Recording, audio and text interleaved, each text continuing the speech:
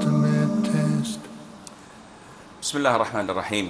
الحمد لله رب العالمين، وصلى الله وسلم وبارك على عبده ورسوله الأمين نبينا محمد وعلى آله وصحبه أجمعين. أما بعد. Assalamu alaikum wa rahmatullahi wa barakatuh, and welcome to a new episode of Ask Huda. Before we take your calls, or until you call us, I'd like to mention something that a lot of the Muslims seem to ignore, and that is the importance of the role of the parents in Islam. Ibn Mas'ud, may Allah be pleased with him, asked the Prophet ﷺ once, and he said, "O Prophet of Allah, what is the best deed to Allah Azza wa Jal? What is the most appropriate? What is the most deed that brings pleasure to Allah Azza wa Jal?" And the Prophet said, sallallahu alaihi wasallam, to pray on time. So Ibn Mas'ud said, then what? The Prophet said, alayhi salatu wasalam, to be respectful and obedient to your parents. And then the Prophet, Abdullah ibn Mas'ud said, and then what? And the Prophet said, alayhi salatu wasalam, jihad in the cause of Allah. The role of respecting and being obedient to the parents is something that Islam looks at highly. And it is so important that even if the parents were non-Muslim, Islam instructs the individual to be kind, obedient, and respectful to his parents. And in Islam, it is something that a lot of the non-Muslims are astonished by, especially in the West, where they tend to neglect their parents when they're old because they think that they have no use for them. In Islam, it's completely different. When a parent is 60 years of age or older, he is like a king among his subjects. All of his offspring, his sons, his grandsons, are trying their level best to take him in and have the honor of having them or him or her in their house. And the child that wins this privilege, this honor, he always boasts about it, and he feels that he has the whole world in his hands, because he does not see his parents to be a burden. On the contrary, he sees them as a gateway to paradise. Allah, the Almighty, tells us in the Quran, "And your Lord have decreed upon you not to worship any other than Him, not to associate others with Him, and to be good to your parents." Look at these two commandments. Tawheed, which is the greatest thing on earth. Tawheed, which is worshipping Allah Azza wa Jal and not associating any others with Him in any form of worship. And then Allah associates with that to be good and kind and respectful to your parents. People, with regard to their obedience and respect to their parents, are divided into three sections or three types. The first type is those who do what they have to do in terms of obligations. They refrain from harming their parents, but they add an extra bit of obedience, respect, making them happy, doing whatever pleases them. So this type is inshallah in paradise, and they are rewarded. The second type is the majority of us. Those who do the obligations. They provide for their parents a house. Maybe they give them pocket money. They fill the refrigerator with food. And they do not say anything that harms them or that makes them sad. Yet they don't do anything extra. They don't do anything more to please them, or they don't go out of their way to make them happy. This type, they are punished by Allah Azza wa Jal because they have left what is known as al-birr. They've done their obligation, but this is not enough with the parents. It's not enough to do your obligation. You have to do something that is extra so that you remain away from the punishment.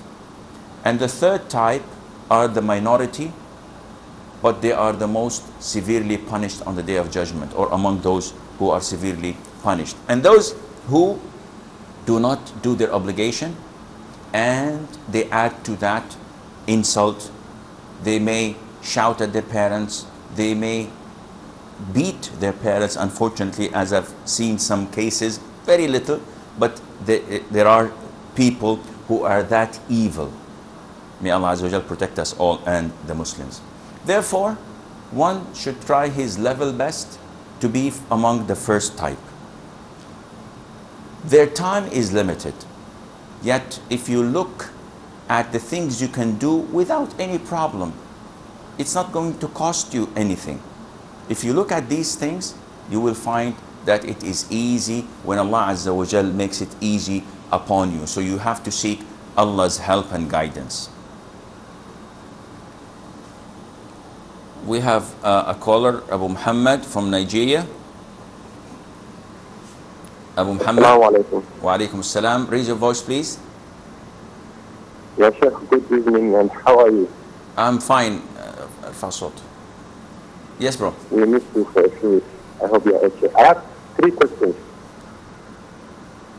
The first one is regarding Umrah. I'm unable to hear you. 1 second, just let us get the volume a little bit higher. Okay. The first question is regarding the Umrah. Regarding the? Umrah. Umrah, okay. If you go and take your ihram and you make the intention at the miqat, are you supposed to be saying labbaik Allahumma labbaik in loud voice like you do in Hajj? Can you repeat the question, Abu Muhammad, again? You said what? Hello? Okay, I wish that Abu Muhammad calls us again, because my team is telling me that there is a problem with his end. So, if you look at the Salaf, how they used to treat their parents, you would find that there's a very big gap between us. Ibn Umar, may Allah be pleased with him, and this hadith was reported in Al-Adab al-Mufrad for the Bukhari. He saw a man from Yemen on the season of Hajj doing tawaf around the Kaaba with his mother on his shoulders. So he's carrying his mother, and he came all the way from Yemen with his mother, and he is saying that I am my mother's camel, and if all camels are frightened, I will not be frightened. And then he looked at Ibn Umar and said, Ibn Umar, do you think by carrying my mother on my back and making tawaf and making sa'i and doing all the rituals of Hajj while she is on my back, do you think that I have fulfilled her and done my obligation towards her? Ibn Umar said, by Allah, not even by one contraction of her labor. All what you're doing is not equivalent to one contraction of her labor. Sister Asia from Saudi Arabia. Assalamu alaikum rahmatullahi barakatuh. Wa alaikum salam wa rahmatullahi wa barakatuh. How are you, Sheikh? I'm fine, alhamdulillah. Sheikh, I just want to ask a question. Many people, they say that the people, when they pass away, you don't speak anything bad about them.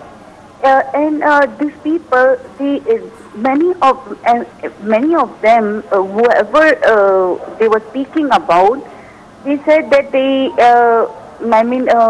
have done something wrong with the people. They have done some zulm or some injustice with them. So the other people, when they feel hurt, they say something bad about them. And what about those people like Saddam and all those Libya, that head of Libya, and you're not supposed to speak bad about them? Okay. But they have done so much of zulm to Muslims. So can you please give me the answer? Jazakallah khair. Jazak, inshallah. Sister Asia is asking about those who have committed forms of aggression, those who have committed forms of dhulm upon the people. And she referred to 2 or 3 of the rulers who have passed away. And she's saying that, if I understood her question correctly, because I believe we have a problem with the audio system in the studio, If I understand her question correctly, she's asking whether it is permissible for those who were fasting to talk about them. Well, generally speaking, these people who are known to be aggressors, who are known to have committed acts of transgression, and who have killed people, and who have tortured Muslims, and who have fought against Islam, it is permissible to talk about them and to mention the bad things that they have done, simply because they were not concealing this, and they were tyrants. They did this type of aggression in the open. But a proper Muslim looks at the pros and cons. What is the use of me talking about them? If I'm sitting with my friends and we talk about Muammar al-Qaddafi, or we talk about these awful rulers who have tortured and abused the Muslims, what use is it going to bring? What benefit? So if there is no benefit, a proper Muslim refrains from talking about them, let alone cracking jokes or saying stories that are not authentic. This is not the way of a proper Muslim. But if I sit with people and they say, wallahi, this ruler or that tyrant or that bad Muslim was this and this and this, and they mention good things about him, no, in this case, definitely I have to stand up and defend Islam and say, no, this was a tyrant and he did so bad things and awful things. And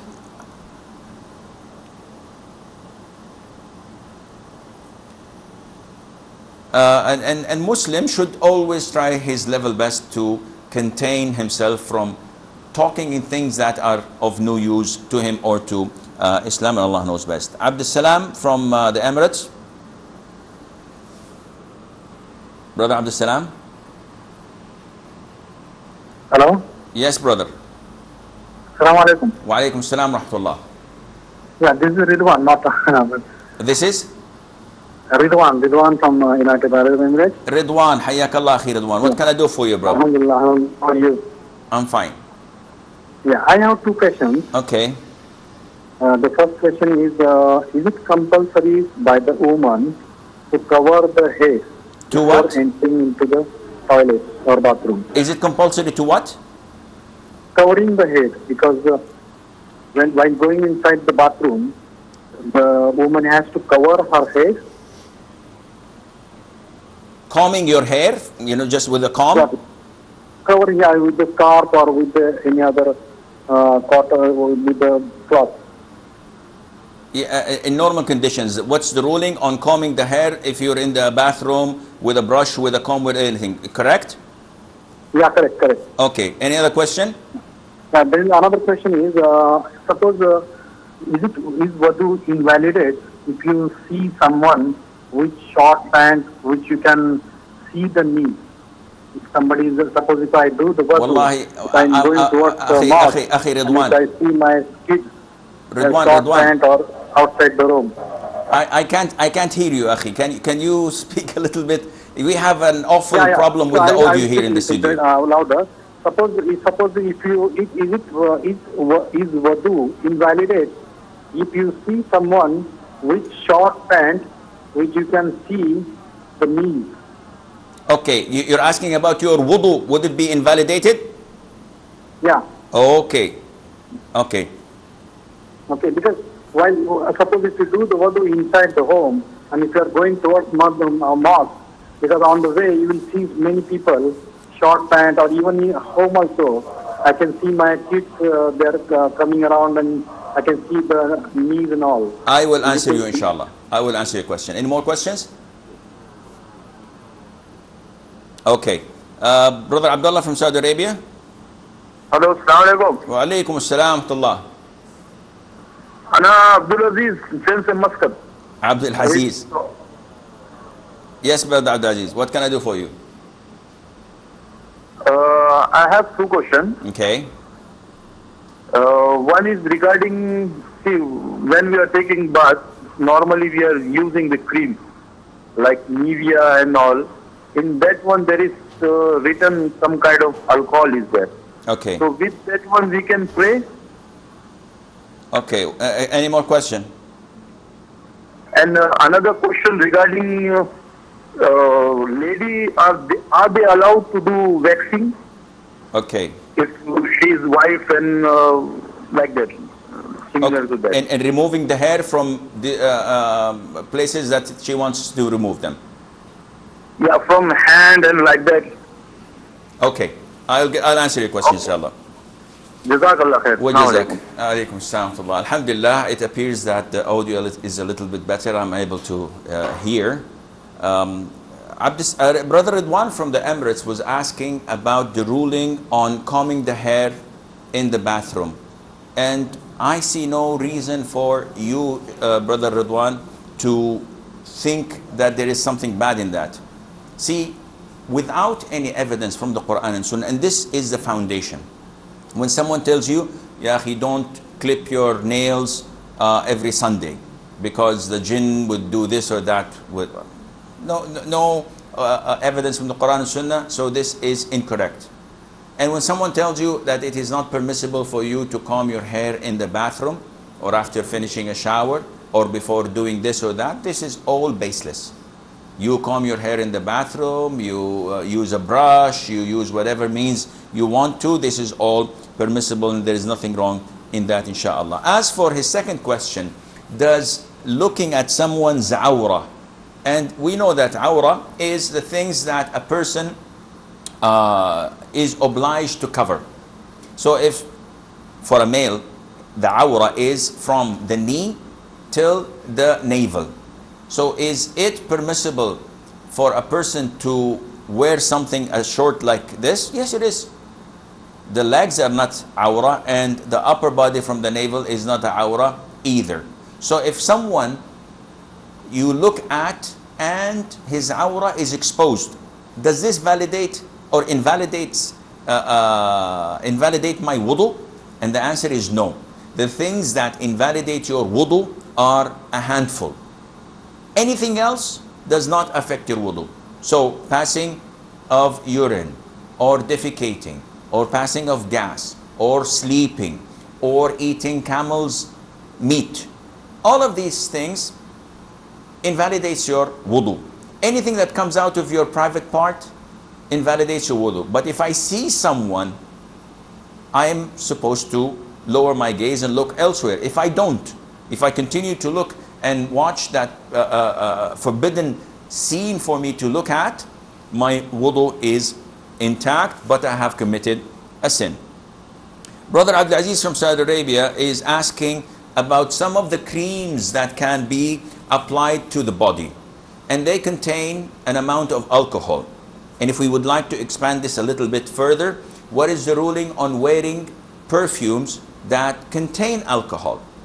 Why are people asking this question? Because they have this idea, they have this conviction that wine is najis, is impure. And the question is, what does wine have to do with alcohol?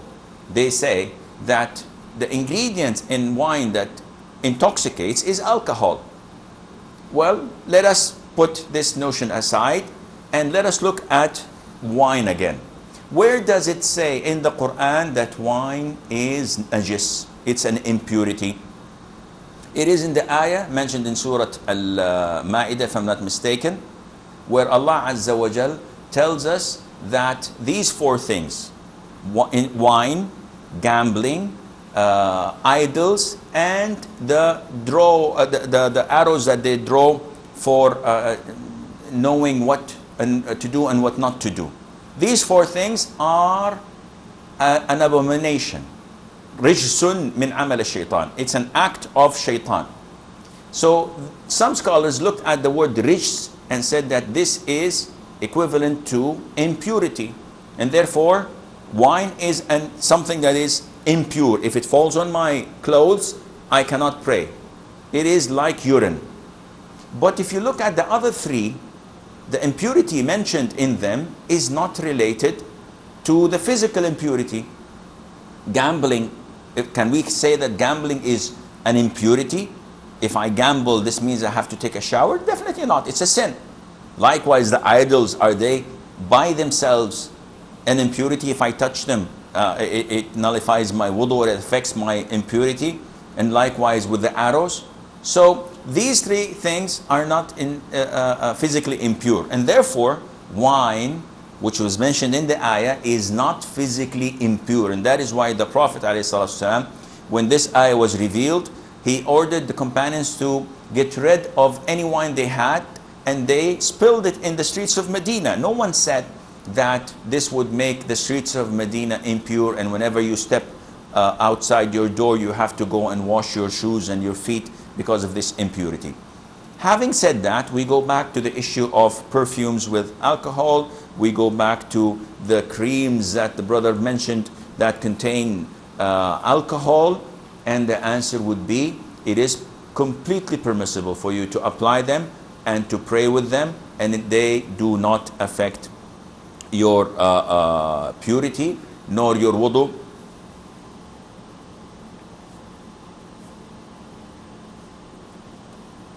And therefore it is completely permissible for you to use. As far as his second question about waxing, we have a caller from the Emirates, Abu Umar. We will take him, inshallah. We'll get back to you. Yes, Abu Umar. Assalamu alaikum, Shaykh. Wa alaikum salam wa rahmatullah. I have a question regarding the prayer. If a person misses all the prayers for 30 years, say, what should he do? Should he make up for those 30 years, or should he just repent and leave it for Allah? Your question is about prayer? Someone who did not pray for 30 years? That's right. Okay. Any more questions? That's all. Okay. We have Nana from Nigeria. Okay, Sister Nana is gone. Regarding Abdul Aziz's question regarding waxing, in Islam, hair is divided into three types. One, hair that you're not permitted to touch or remove. Two, hair that you're obliged to remove and get rid of. Three, hair that the Sharia, the Quran, the Sunnah did not comment on, so it is permissible for you to use. As for the first one, it is not permitted for a man to shave his beard. Why? Because the Prophet ﷺ instructed us to grow our beard. And he said that you have to go against the Jews, Christians, and the fire worshippers, and you have to grow your beard. So this is an obligation upon every single Muslim male that he has to keep his beard. For women, they're not allowed to pluck their eyebrows. So they're not allowed to pluck it, to shave it, to cut it with scissors. And the Prophet told us ﷺ that those who do this are cursed by Allah Azza wa Jal. However, this area between the two eyebrows over the nose, it is not considered to be part of the eyebrows, so this can be moved or removed. The third type of hair is the hair, or the second type, I did not go to that. The second type, which is mandatory upon a Muslim to remove, is the hair that grows on the armpit and the hair that grows on the pubic area. And the Prophet ﷺ in the hadith of Aisha, may Allah be pleased with her, told us that these are signs of fitrah, of nature. And also Anas, may Allah be pleased with him, in the hadith that the Prophet ﷺ designated for them to remove 5 types of parts, or what you call clipping the nails of the body. It's part of purity and part of cleanliness. And among them he mentioned the armpit and the hair that grows on the pubic area. So this is mandatory. The third type is the type that deals with the rest of the hair on the body. So if someone says to me, what's the ruling on removing my arm hair? Or if sisters call and say, what's the ruling on waxing our legs, for example? All of this is permissible because there is nothing in Islam that says that it is not. I believe we have a break. Stay tuned, and inshallah we'll be right back.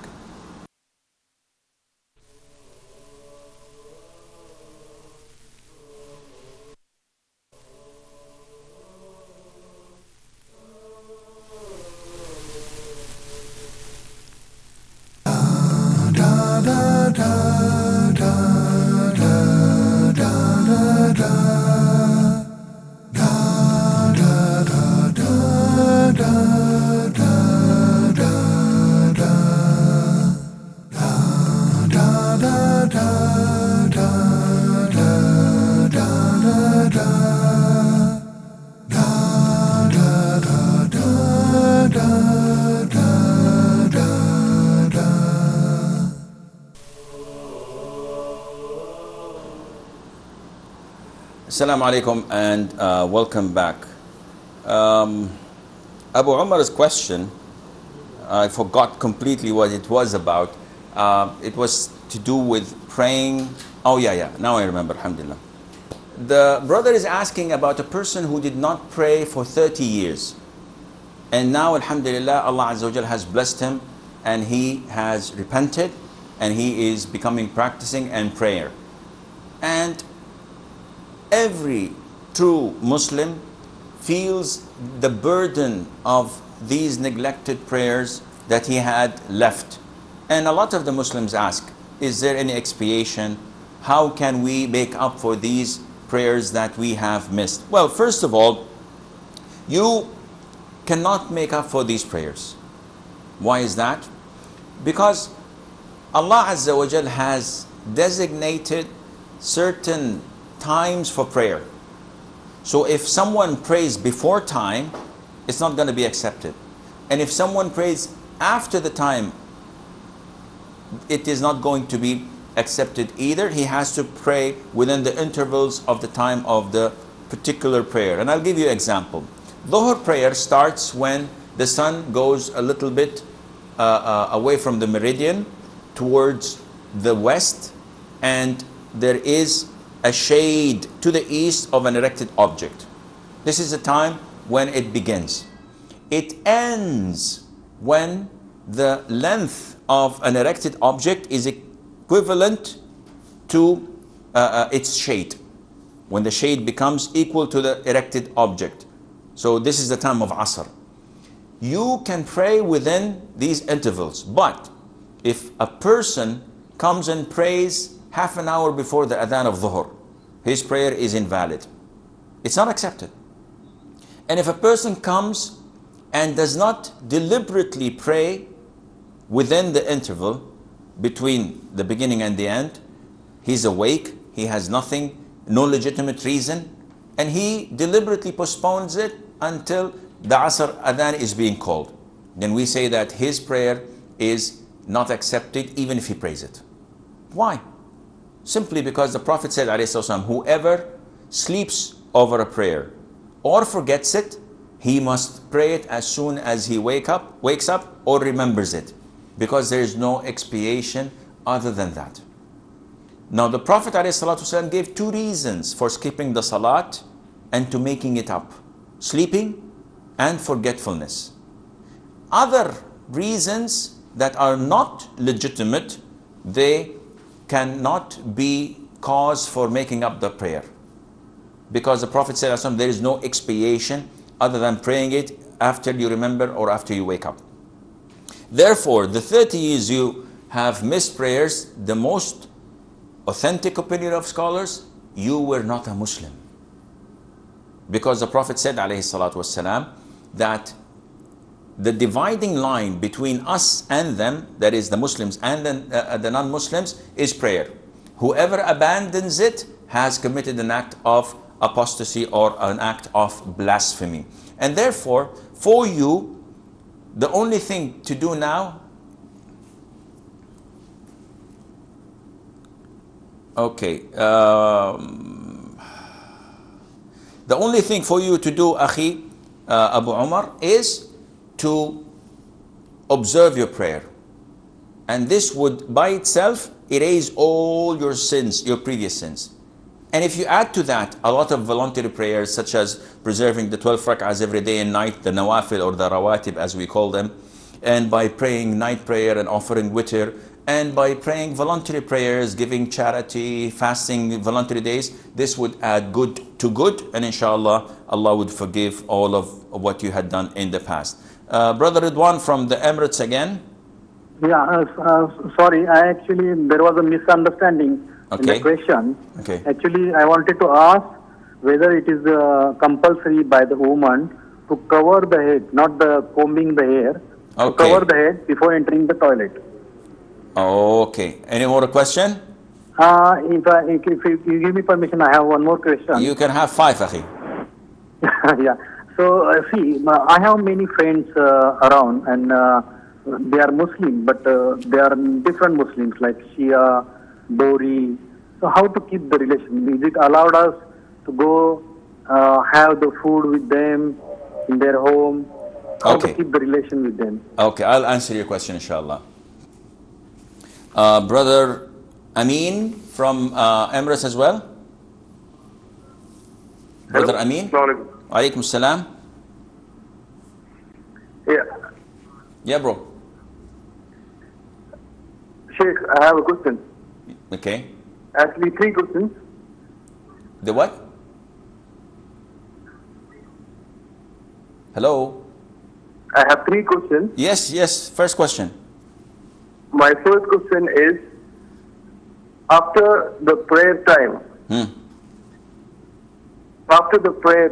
can we do a second Jama'ah? Is it bid'ah? Can you do what? A second Jama'ah, that is in the mosque. In the mosque, we have regular prayers going on. Okay. So after the prayer, can we do a second Jama'ah? A second Jama'ah? Yes. Okay. And second question? Because my scholar said it is bid'ah. I just want to reconfirm it. Okay. Second question. Second question is, can we fold our sleeves while prayer? Can you fold your sleeves? Yeah, fold my sleeves. Can I fold my sleeves or yes? Okay. During prayer, because my scholar said it is bid'ah again, and it is not bid'ah. It is not allowed to fold sleeves. Okay. Third question. Third question is, what if our parents are disobedient to us and is constantly abusing us? Should we continue being nice to them? Okay. I hear you loud and clear. Okay. Any more questions? If parents are abusive, I understand. Verbally. Okay. Thank you, Sheikh. Hayyak Allah. Abu Lina from Belgium. Salam. Yes, bro. What can I do for you? Assalamu alaikum wa rahmatullah. Wa alaikum I have a salam question. Okay. Assalamu alaikum. So my question is the following. I was wondering with regards to zakatul mal. On what do you base it when you have to pay it, like on nuqud? Is it based on nisab, on gold or on silver? That's my first question. Okay. Because I have some confusions with regard to that, because I found some information on the internet, so I wanted some clarification on that, inshallah. Okay, second question. The second question is that here because I'm from Belgium, okay, in Europe, and there are some, let's say, some people, let's say they are like people who have a certain position, who give talks and lessons, who say that trimming the beard is allowed because there are some ikhtilaf on this issue. Like some say that you have to leave the beard, you cannot touch it. Some say you take from what goes beyond the fist. And he supports the opinion that as long as you have a beard, that you can see that there is a beard, even though he trims it, it is allowed. So I would like to have some, your opinion on that and what they base it on, if they have any proofs about that, if you can give some more clarifications on that. And the last question is with regards to when someone asks you if you are a Muslim, is it enough to say I'm a Muslim, or do you have to say I follow the Salafi manhaj, that I'm Sunni Salafi? Okay. So that's all, inshallah. Okay. Alaikum salam wa barakatuh. Okay. Sister Khadija from, I don't know where. From Belgium. Belgium again, okay. Yes. Yes, sister. I have 4 questions, if I can ask them. Yes, okay.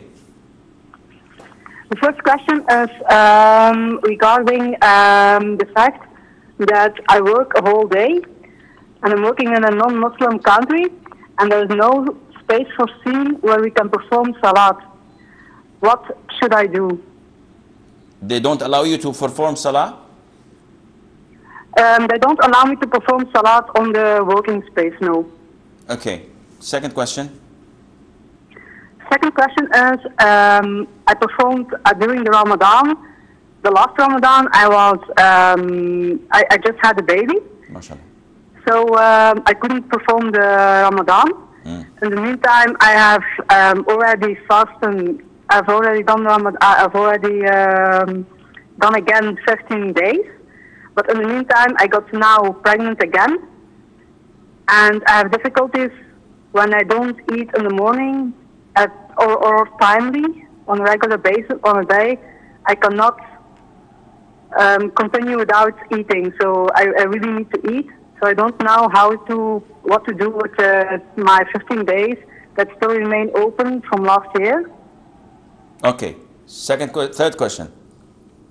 The third question is about zakat. In fact, each time I do a sadaqah, I don't really say necessarily that it's zakat. So I don't know, is it now,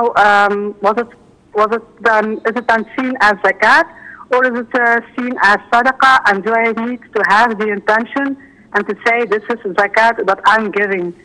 Fourth question.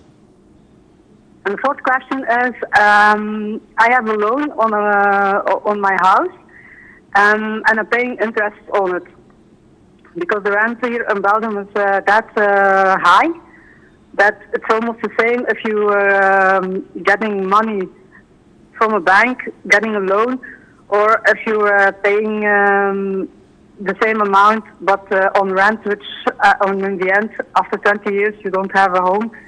And if you get a loan, you still have your home. So I was wondering if you receive interest then on a bank account, on money that you have saved, should that interest be given away, or can you say I am paying also interest, so I deduct it from that amount, so in the end I'm still paying interest? Okay, I'll answer your questions, inshallah. Okay, we have a whole lot of questions, so I don't think we are going to receive anything before addressing these questions. First of all, Brother Ridwan from the United Arab Emirates. He is asking about the ruling that some people think that it is mandatory for a woman before entering a bathroom to put her hijab on. And this is baseless. It has no foundation, none whatsoever. And it is an innovation to do such a thing. When you go to the bathroom, you go like any other room. You say, Bismillah, A'udhu billahi min al-khubthi wal-khaba'ith, and you enter the bathroom. You can take your clothes there. You can take a shower. You can make wudu without being covering your head. So this is wrong. And he's saying that he has friends from other sects.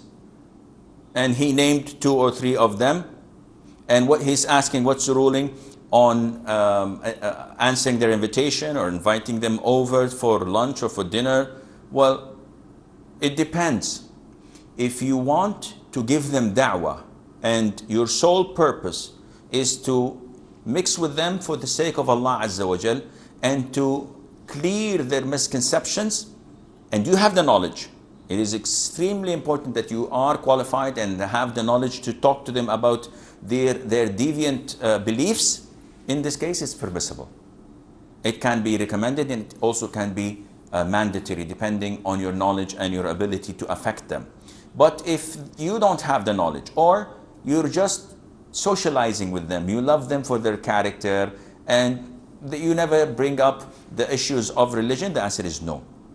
You should not associate yourself with these people. For one sect, they say that Abu Bakr, Umar, Uthman, Aisha, may Allah be pleased with them all, and the majority of Sahaba are all kafir. How can you associate yourself with someone like this? How can you associate yourself with someone who says a little bad thing about Abu Bakr?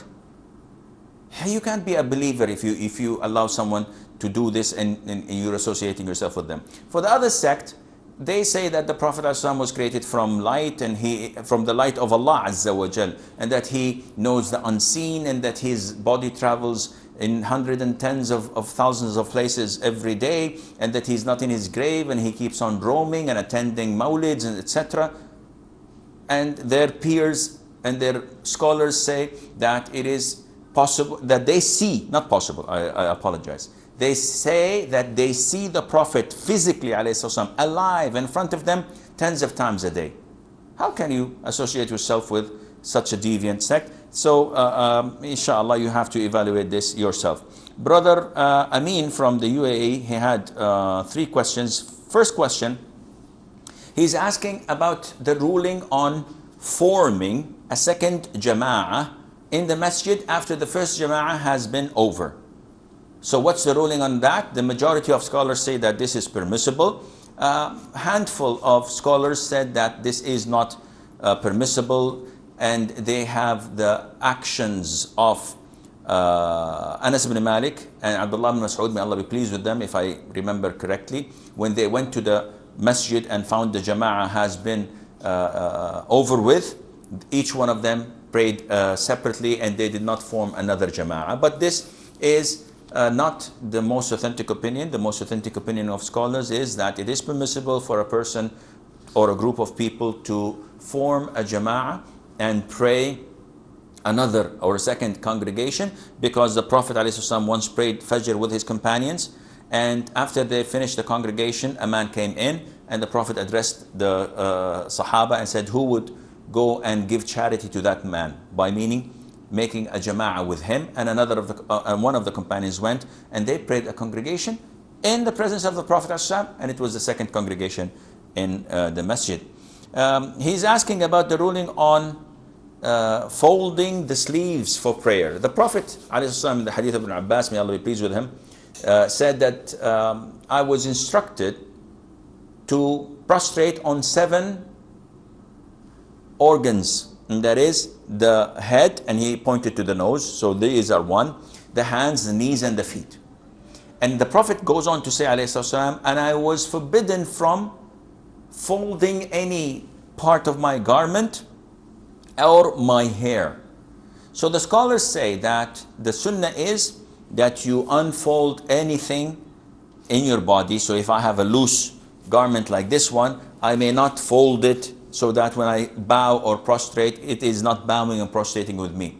And that is why a lot of the companions used to untie their hair, so when they prostrate, everything prostrates, even their hair as well. However, this is when you do it for the sake of the prayer, meaning that if I am normal and just before I enter the masjid for prayer, I fold my sleeves. For the prayer, this is not permissible. But if my sleeves were folded already since morning, there is nothing wrong in doing that, inshallah. As for folding the trousers so that they go above the ankle, this is mandatory for prayer. Brother Amin said, what's the ruling on being kind and respectful and obedient to our parents if they are abusing us and if they're not doing their duties to us? The answer is you have to obey them, respect them, and please them, even if they are bad to you, because this is something that Allah mandated upon you.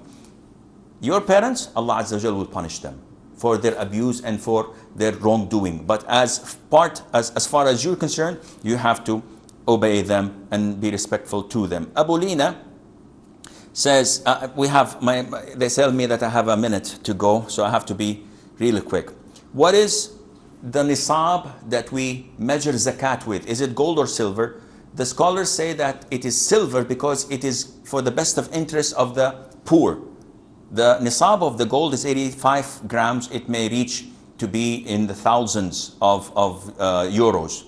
While in silver, it's 595 grams and it's a couple of hundred euros, probably a little bit less, a little bit more. So it is best for the best of interest of the poor to be measured in silver. Regarding trimming the beard, it's an issue of dispute. The most authentic opinion that it is not permissible. Those who say it's permissible, they act upon the verdict of, or the actions of Ibn Umar, may Allah be pleased with him. Whenever he went to Hajj, he used to shave after finishing the Hajj and trim his beard. And this is his understanding to the ayah, which is at the end of Surah Al-Fath, where Allah tells us that you will enter the Masjid al-Haram and you will shave and shorten. So the shaving and the shortening is for the hair itself of the head.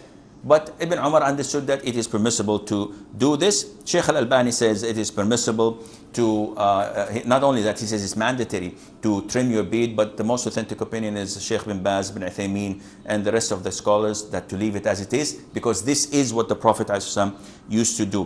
When a third question, when a person asks me, are you a Muslim? Should I say I'm a Salafi, I am a Sunni, I am this? No, Allah Azza wa Jal tells you in the Quran to declare that you're a Muslim. So you don't say anything, because this is the name that Allah Azza wa Jal has given to us.